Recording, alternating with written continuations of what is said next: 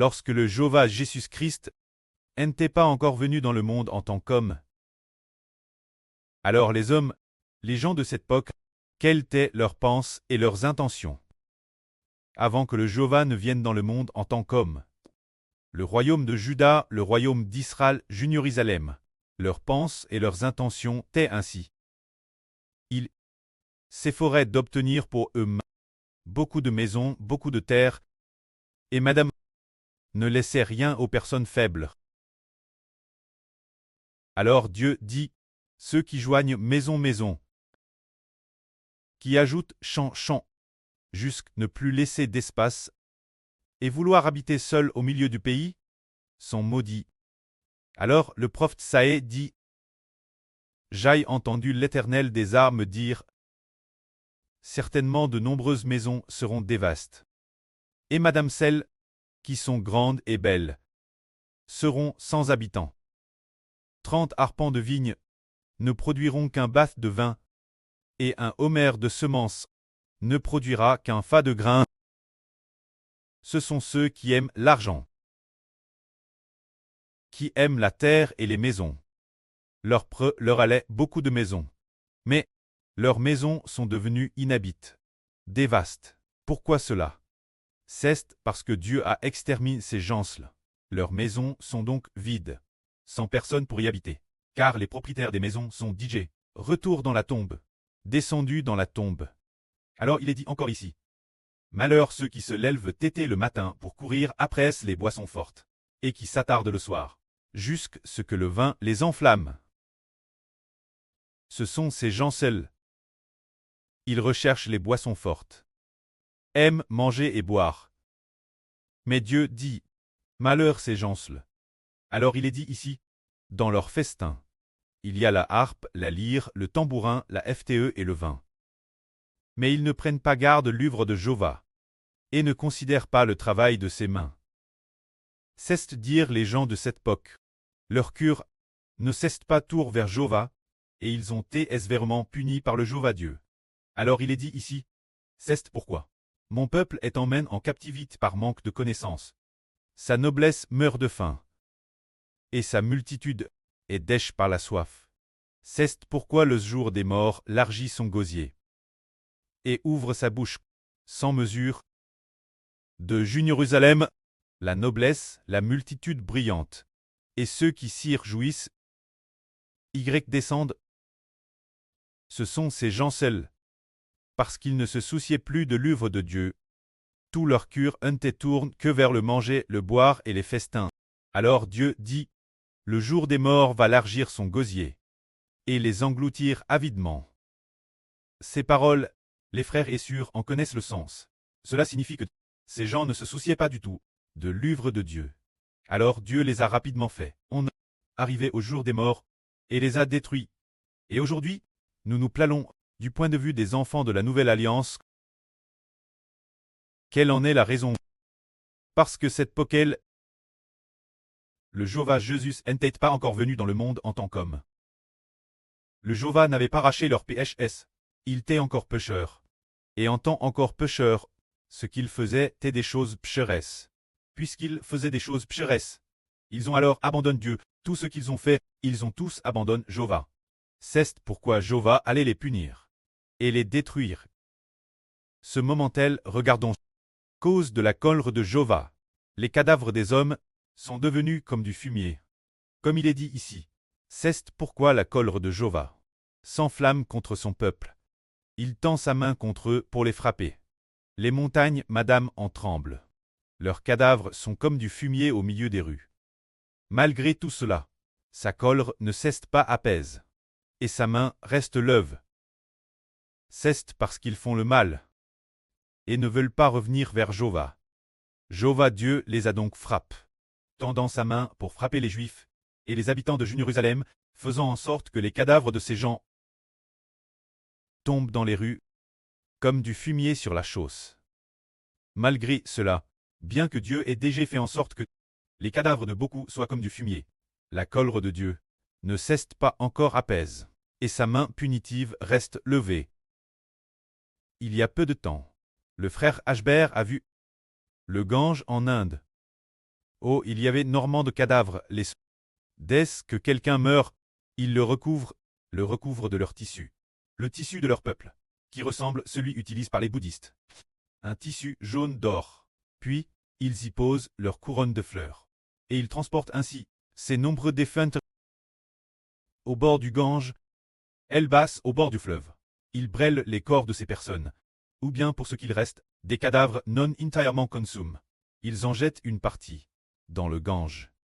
Le frère Ashbert comprend profondément que c'est parce qu'ils adorent des idoles et servent d'autres dieux qu'ils ont provoqué la violente colère de Dieu, bien que leurs cadavres au bord du Gange soient extrêmement nombreux, et que n'importe quel moment où l'on s'y rend, on puisse y voir de nombreux cadavres le long du fleuve.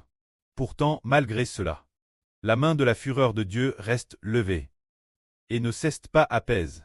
C'est parce qu'ils ont adoré d'autres dieux, et servi des idoles, qu'il est difficile pour Dieu d'apaiser sa colère.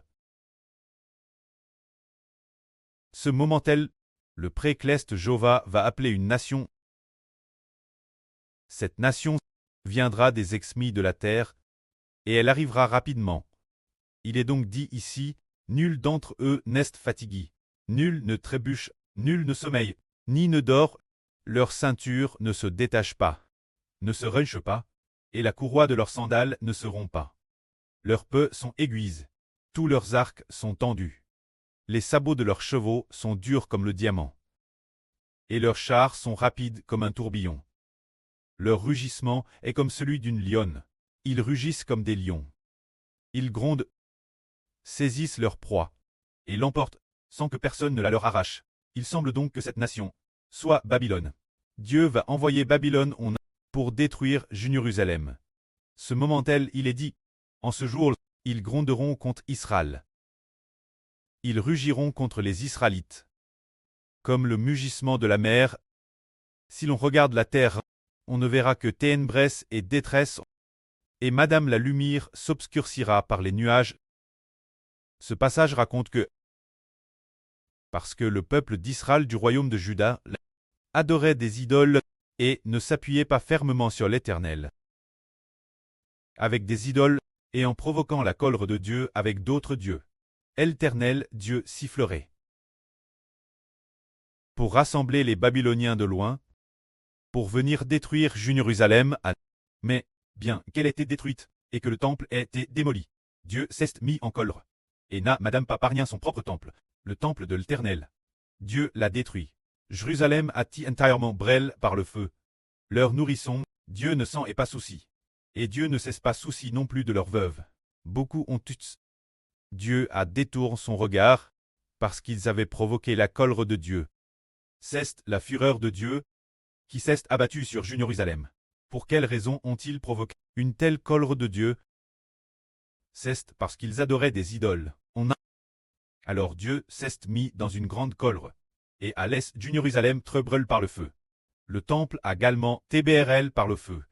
Et il allait le reste du peuple, très emmène en captivité Babylone. Ainsi ils ont connu la souffrance Babylone. Ils ont vécu pendant 70 ans en Babylone. Une vie d'esclaves.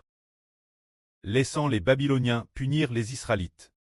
Laissant les Israélites souffrir indiciblement Elbas. Après cela, la colère de Dieu s'apaise.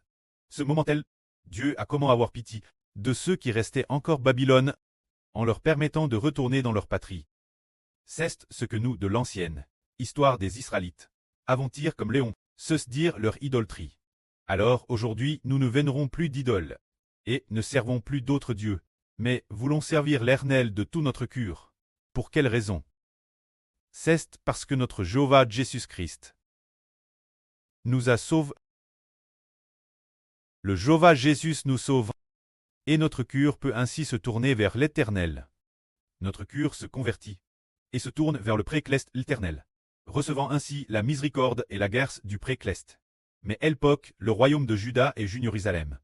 Parce que le Rédempteur n'était pas encore bien que l'Éternel Dieu ait envoyé le prophète Saé, et tous les prophètes, pour avertir le peuple de Juda, mais il préférait tuer les prophètes plutôt que d'écouter leurs enseignements. Frère Franc continuait à adorer des idoles, comme un cheval fougueux, qui t'est pourtant attaché par une corde, mais qui a rompu ses liens et s'est enfui sans frein. Courant. Franchissant les barrières, échappant au loin, l'Éternel ne cessait de dire, le mâtre ne cessait de dire, cheval, reviens, reviens. Mais, plus il criait, plus il appelait ce cheval, et ce cheval, plus il courait loin, et s'éloignait de son mâtre.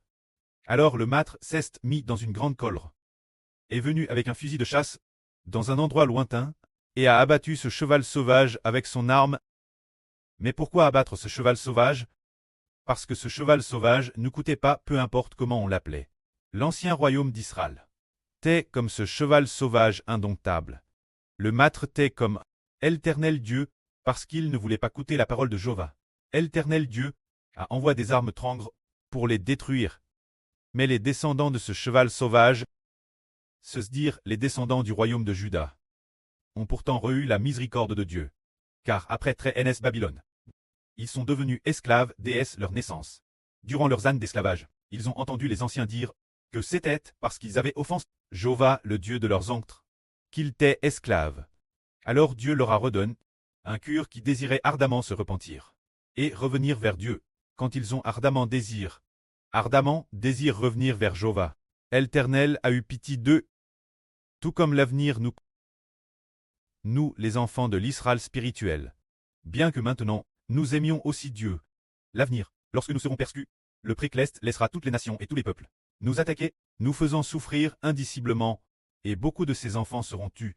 Ce moment tel, tout notre cœur se tournera vers Dieu. Et de plus, ayant enduré tant de souffrances, quand notre cœur entier n'aura plus que Jéhovah, l'Éternel, Dieu aura pitié de nous, et nous sauvera, nous emmenant vers la mer de verre du royaume des cieux. C'est ainsi que Dieu, après les souffrances, c'est au milieu de la souffrance, que naît en nous la foi au Jéhovah.